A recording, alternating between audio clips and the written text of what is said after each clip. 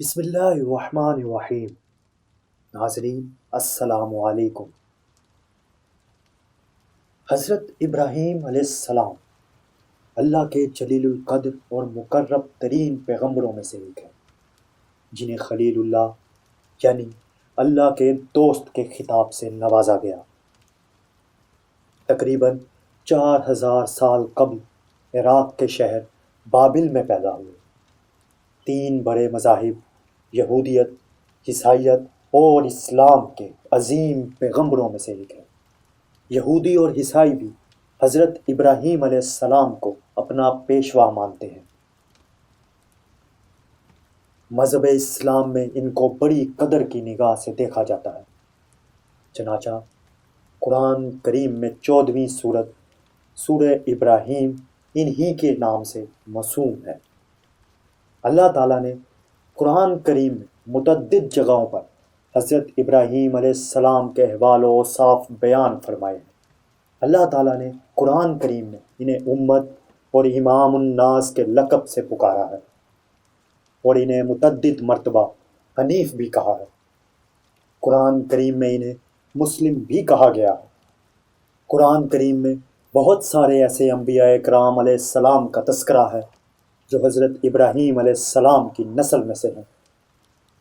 حضرت ابراہیم علیہ السلام نے عراق، مصر، شام، فلسطین سے لے کر عرب کی صحرائی وادیوں تک توحید کی دعوت عام کی۔ پھر اپنے مشن کی تکمیل کے لیے سرزمین عرب میں اپنے بڑے بیٹے حضرت اسماعیل علیہ السلام، شام اور فلسطین میں دوسرے بیٹے حضرت اسحاق علیہ السلام، اور مشرقی اردن میں اپنے بھتیجے حضرت لوط علیہ السلام کو مقرر فرمایا۔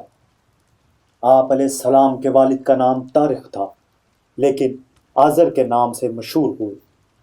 حضرت ابراہیم علیہ السلام کی پیدائش کے وقت آزر کی عمر 75 سال تھی۔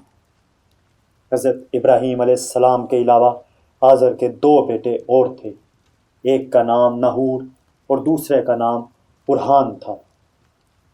برہان کا انتقال آزر کی زندگی میں ہی ہو گیا تھا۔ برہان کا ایک بیٹا تھا جس کا نام لوط تھا۔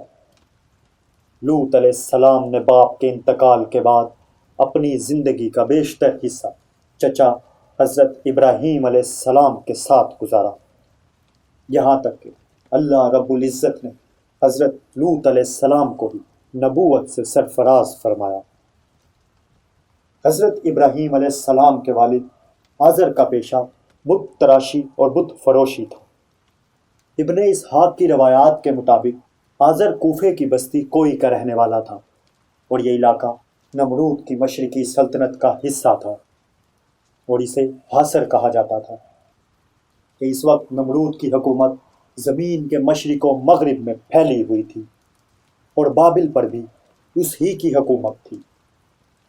بعض صحابہ اکرام سے مروی ہے کہ جس شخص نے سب سے پہلے پوری دنیا پر حکومت کی وہ نمرود ہی ہے، اور وہ بادشاہ جنہوں نے پوری روئے زمین پر حکومت کی، ان کی تعداد 4 ہے: نمرود، سلیمان علیہ السلام، ذوالقرنین اور بخت نصر۔ ان چاروں میں سے 2 مومن تھے، حضرت سلیمان علیہ السلام اور ذوالقرنین، اور 2 کافر، نمرود اور بخت نصر۔ ابن اسحاق کا کہنا ہے کہ نوح علیہ السلام اور ابراہیم علیہ السلام کے درمیان صرف 2 نبی آئے ہیں، ہود علیہ السلام اور صالح علیہ السلام۔ جب اللہ تعالیٰ نے حضرت ابراہیم علیہ السلام کو مبعوث کرنے کا ارادہ کیا اور ان کا زمانہ قریب آیا، تو بعض صحابہ سے مروی ہے کہ نمرود کے دور میں ایک ایسا ستارہ طلوع ہوا جس کی وجہ سے سورج اور چاند کی روشنی ماند پڑ گئی۔ نمرود اس سے بہت گھبرایا، چنانچہ اس نے جادوگروں، کاہنوں اور نجومیوں کو بلوایا۔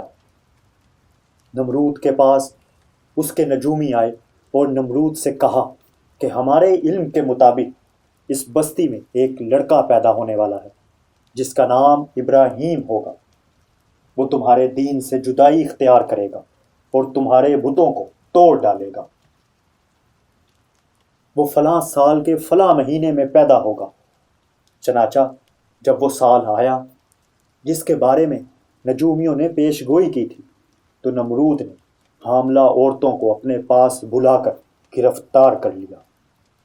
البتہ آزر کی بیوی یعنی حضرت ابراہیم علیہ السلام کی والدہ کو گرفتار نہ کیا۔ اسے ان کے حاملہ ہونے کا پتہ نہ چل سکا کہ وہ ایک ایسی عورت تھی جس کے پیٹ سے حمل کا پتہ نہ چلتا تھا۔ ان گرفتار شدہ عورتوں میں سے جس کے ہاں بھی بچہ پیدا ہوتا، ذبح کر دیا جاتا۔ جب پیدائش کا وقت آیا تو رات کے وقت حضرت ابراہیم علیہ السلام کی والدہ جنگل میں تشریف لے گئی جہاں ابراہیم علیہ السلام پیدا ہوئے۔ اس جگہ ان کی دیکھ بھال کی اور ان کو ایک غار میں رکھ کر واپس لوٹ آئیں۔ پھر وہ بار بار اس غار میں جاتی تاکہ بچے کی دیکھ بھال کی جا سکے۔ جب آپ وہاں جاتی تو دیکھتی کہ ابراہیم علیہ السلام نے اپنے انگوٹھے کو منہ میں لیا ہوا تھا۔ کہا جاتا ہے کہ اللہ نے حضرت ابراہیم علیہ السلام کے رزق کا انتظام ان کے انگوٹھا چوسنے کے ذریعے سے کیا۔ حضرت ابراہیم علیہ السلام کے باپ نے اپنی بیوی سے حمل کے بارے میں پوچھا کہ کوئی بچہ پیدا ہوا ہے یا نہیں۔ انہوں نے جواب دیا کہ لڑکا پیدا ہو کر فوت ہو گیا ہے۔ حضرت ابراہیم علیہ السلام کے والد نے خاموشی اختیار کر لی۔ جب حضرت ابراہیم علیہ السلام غار سے نکل کر باہر آئے تو ان کی نگاہ چوپائیوں، جانوروں اور دوسری مخلوقات پر پڑی۔ انہیں دیکھ کر حضرت ابراہیم علیہ السلام نے پوچھا، یہ کیا ہے؟ تو انہیں ہر ایک جانور کا تعارف کرایا گیا۔ چنانچہ بیل کا تعارف کراتے ہوئے بتایا گیا کہ یہ بیل ہے، گائے کے بارے میں بتایا گیا کہ یہ گائے ہے، گھوڑے کے بارے میں بتایا گیا کہ یہ گھوڑا ہے، اور بکری کے بارے میں یہ بتایا گیا کہ یہ بکری ہے۔ یہ ساری باتیں سن کر حضرت ابراہیم علیہ السلام نے فرمایا کہ یہ ضروری ہے کہ ان سب کا کوئی پالنے والا بھی ہو۔ حضرت ابراہیم علیہ السلام نے زمین و آسمان کو غور سے دیکھا اور فرمایا، بے شک وہ ذات جس نے مجھے پیدا کیا اور مجھے رزق عطا کیا اور مجھے کھلایا اور پلایا، وہی میرا رب ہے، اس کے علاوہ کوئی میرا معبود نہیں۔ پھر آپ علیہ السلام نے آسمان کی طرف دیکھا تو ایک ستارہ نظر آیا۔ اسے دیکھ کر کہا، یہ میرا رب ہے۔ آپ اسے دیکھتے رہے یہاں تک کہ وہ غائب ہو گیا، اور جب وہ غائب ہو گیا تو فرمایا، میں غائب ہو جانے والوں کو پسند نہیں کرتا۔ پھر چاند طلوع ہوا، جب اسے چمکتا ہوا دیکھا تو فرمایا، یہ میرا رب ہے۔ اسے دیکھتے رہے یہاں تک کہ وہ بھی غائب ہو گیا، اور جب وہ غائب ہو گیا تو فرمایا، اگر میرا رب مجھے سیدھا راستہ نہیں دکھائے گا تو میں بھی ان لوگوں میں سے ہو جاؤں گا جو بھٹک رہے ہیں۔ پھر جب اگلا دن طلوع ہوا تو سورج دیکھا کہ اس کی روشنی پہلی دو چیزوں سے زیادہ ہے، تو فرمایا، یہ میرا رب ہے، یہ سب سے بڑا ہے۔ مگر جب وہ بھی غروب ہو گیا تو فرمایا، اے لوگو، جن چیزوں کو تم خدا کا شریک بناتے ہو میں ان سے بیزار ہوں۔ قرآن مجید نے اس واقعے کو یوں بیان کیا ہے، چنانچہ جب رات اس پر طاری ہوئی تو اس نے ایک تارا دیکھا، کہا، یہ میرا رب ہے۔ مگر جب وہ ڈوب گیا تو بولا، ڈوب جانے والوں کا تو میں گرویدہ نہیں ہوں۔ پھر جب چاند چمکتا نظر آیا تو کہا، یہ میرا رب ہے۔ پھر جب وہ بھی ڈوب گیا تو کہا، اگر میرے رب نے میری رہنمائی نہ کی ہوتی تو میں بھی گمراہ لوگوں میں شامل ہو گیا ہوتا۔ پھر جب سورج کو روشن دیکھا تو کہا، یہ میرا رب ہے، یہ سب سے بڑا ہے۔ مگر جب وہ بھی ڈوبا تو ابراہیم پکار اٹھے، اے لوگو، میں ان سب سے بیزار ہوں جنہیں تم خدا کا شریک ٹھہراتے ہو۔ میں نے تو یکسو ہو کر اپنا رخ اس ہستی کی طرف کر لیا جس نے زمین و آسمانوں کو پیدا کیا، اور میں ہرگز شرک کرنے والوں میں سے نہیں ہوں۔ پھر جب ابراہیم علیہ السلام اپنے دینی روح کو درست کر چکے تو اپنے والد کے پاس آئے۔ آپ اس وقت تمام باطل مذاہب سے بیزاری اختیار کر چکے تھے، لیکن انہوں نے ابھی بھی تک اس بات کا اظہار نہ کیا تھا۔ سو اپنے والد کے پاس آ کر بتلایا کہ میں آپ ہی کا بیٹا ہوں۔ ان کی والدہ نے بتایا کہ یہ آپ کا بیٹا ہے۔ اور ابراہیم علیہ السلام کو جنگل میں چھپانے کا سارا واقعہ بتایا۔ یہ سب کچھ سن کر آزر بہت خوش ہوئے۔ آپ کے والد بت بنا کر آپ اور آپ کے بھائیوں کے حوالے کرتے تاکہ انہیں فروخت کرائیں۔ آپ ان بتوں کو لے جاتے اور یہ آواز لگاتے، کون ہے جو مجھ سے ایسی چیزیں خرید لے جو نہ نفع پہنچا سکتی ہیں اور نہ نقصان؟ آپ کی ایسی آواز سن کر کوئی بھی آپ سے بت نہ خریدتا، جبکہ آپ کے بھائی تمام بت بیچ آتے اور آپ کسی بھی بت کو بیچے بغیر واپس آ جاتے۔ پھر آپ نے اپنے والد کو دین کی دعوت دی اور فرمایا، ابا جان، آپ کیوں ان چیزوں کی عبادت کرتے ہیں جو نہ سنتی ہیں نہ دیکھتی ہیں اور نہ آپ کا کوئی کام بنا سکتی ہیں؟ باپ نے کہا، ابراہیم، کیا تو میرے معبودوں سے پھر گیا ہے؟ اگر تو باز نہ آیا تو میں تجھے سنسار کر دوں گا، بس تو ہمیشہ کے لیے مجھ سے الگ ہو جا۔ پھر ایک روز آپ کے والد نے کہا، ہمارا ایک میلہ آنے والا ہے، اگر تو اس میلے میں ہمارے ساتھ چلے تو تجھے ہمارا دین پسند آ جائے گا۔ چنانچہ عید کا دن آیا تو شروع میں ابراہیم علیہ السلام ان کے ساتھ چل پڑے، لیکن تھوڑی دور جا کر آپ علیہ السلام نے کہا کہ میں بیمار ہوں اور لیٹ گئے، اور کہا کہ میری ٹانگوں میں تکلیف ہے۔ یہ سن کر وہ سب چلے گئے۔ جب وہ ذرا دور ہو گئے تو ان کے کمزور لوگ باقی رہ گئے۔ تو ابراہیم علیہ السلام نے فرمایا، اور خدا کی قسم، میں تمہاری غیر موجودگی میں ضرور تمہارے بتوں کی خبر لوں گا۔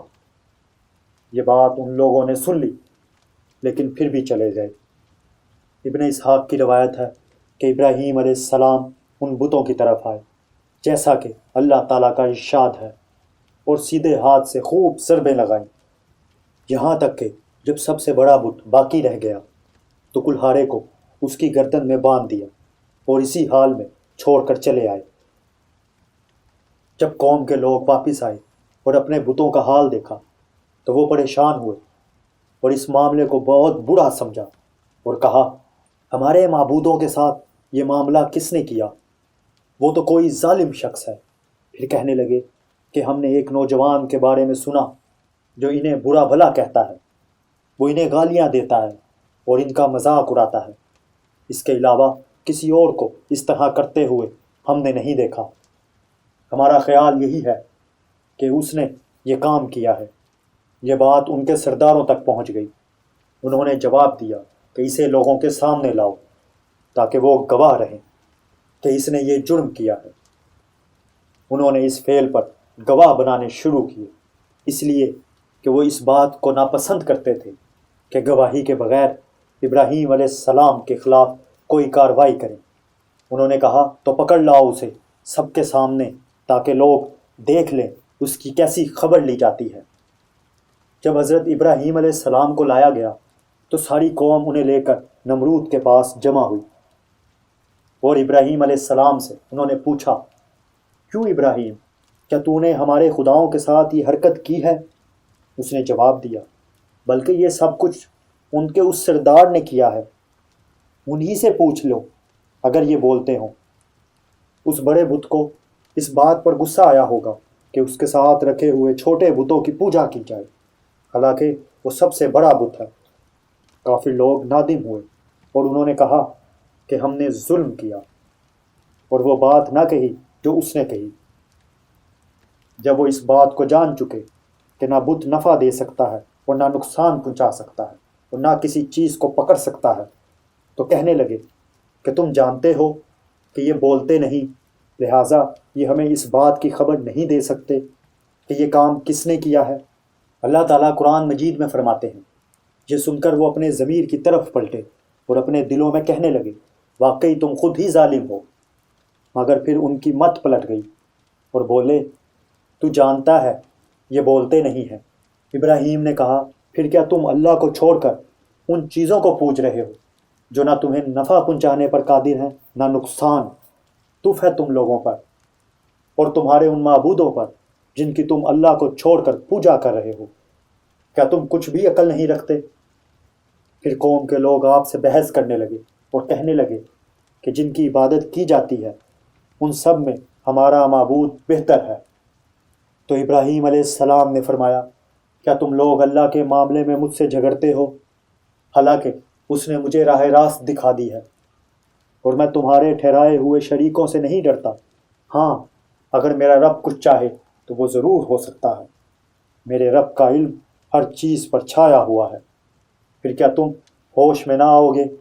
اور آخر میں تمہارے ٹھہرائے ہوئے شریکوں سے کیسے ڈروں، جبکہ تم اللہ کے ساتھ ان چیزوں کو خدائی میں شریک بناتے ہوئے نہیں ڈرتے جن کے لیے اس نے تم پر کوئی سند نازل نہیں کی۔